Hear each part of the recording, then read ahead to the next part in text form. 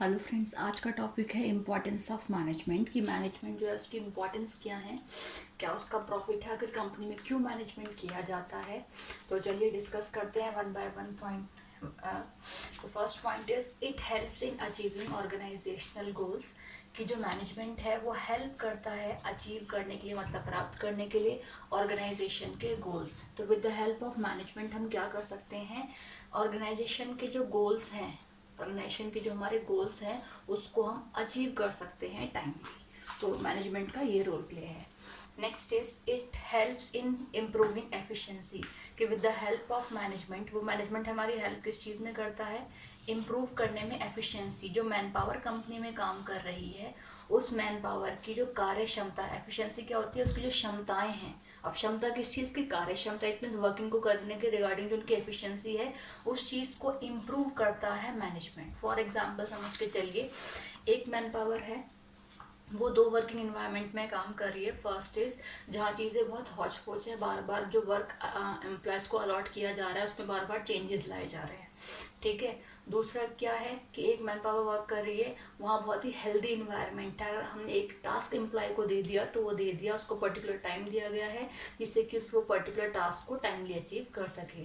तो दोनों में से जो परफेक्शन आएगी एक एम्प्लॉय में, उसकी एफिशिएंसी में, ठीक है, तो वो रहेगी हमारे सेकेंड वे में। तो क्या है, अगर कंपनी में प्रॉपर चीज़ें मैनेज होकर के चल रही हैं, वेल मैनेज चीज़ें हैं, तो उससे क्या होगा कि जो हमारी कंपनी में एम्प्लॉयज़ काम कर रहे हैं उनकी एफिशिएंसी जो है वो इम्प्रूव होगी, कार्य क्षमता इम्प्रूव होगी, क्योंकि उन्हें एक हेल्दी इन्वायरमेंट दिया जा रहा है जिससे कि वो ढंग से चीज़ों को सीख सकें, समझ सकें और काम को कर सकें perfectly.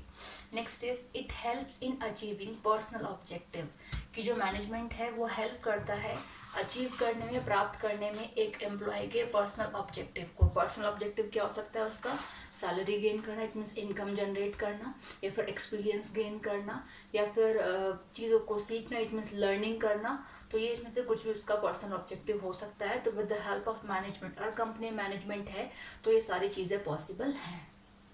Next is it create good human relation कि अगर कंपनी में मैनेजमेंट है तो उससे क्या क्रिएट होगा, हमारी कंपनी में जो मैन पावर काम कर रही है, जो ह्यूमंस काम कर रहे हैं, जो पीपल्स काम कर रहे हैं, जो वर्कर्स काम कर रहे हैं, जो एम्प्लॉयज़ कंपनी में काम कर रहे हैं, उन लोगों के जो बीच में रिलेशंस क्रिएट होगा वो एक अच्छा रिलेशन क्रिएट होगा। अच्छा रिलेशन क्यों क्रिएट होगा, कंपनी में चीज़ें वेल मैनेज्ड हैं, ठीक है, वेल मैनेज है, हर चीज़ वो परफेक्शन से हो रही है, एक हैराकी के थ्रू हो रही है। तो कहीं ना कहीं जो भी कंपनी में हमारे एम्प्लॉयज़ काम कर रहे हैं किसी को कोई भी प्रॉब्लम फेस नहीं करनी पड़ेगी। एक परफेक्टली वर्किंग होगा, परफेक्टली वर्किंग से या फिर वेल मैनेज जो वर्किंग कंपनी में रहेगी उसकी वजह से क्या होगा कि जो हमारी कंपनी में एम्प्लॉयज़ हैं उन लोगों में जो रिलेशन रहेगा वो परफेक्ट रहेगा। क्यों होगा, क्योंकि कहीं भी किसी के बीच में मिसअंडरस्टैंडिंग क्रिएट नहीं होगी, कोई क्लैशिंग क्रिएट नहीं होगी, प्रॉब्लम्स अराइज नहीं होगी। तो कहीं ना कहीं उन लोगों में जो रिलेशन रहेगा एक हैप्पी, एक हेल्दी रिलेशन, हेल्दी इन्वायरमेंट रहेगा, एक अच्छा रिलेशन उन लोगों के बीच में मेंटेन रहेगा मैनेजमेंट की वजह से। Next is it create a dynamic organization. सबसे पहले समझते हैं कि डायनामिक क्या है। डायनामिक मतलब है फ्लेक्सिबल, चेंजेबल, जो चीज़ फिक्स नहीं रहती, इट मीन्स, ठीक है, जो चीज़ बार बार चेंज होती रहती है, बदलती रहती है, ठीक है, नॉट फिक्स बोल दो या फिर उसको चेंजेबल बोल दो, ठीक है। तो जो चीज़ हमारी फिक्स नहीं रहती कंपनी में उसके लिए वर्ड यूज़ किया गया डायनेमिक।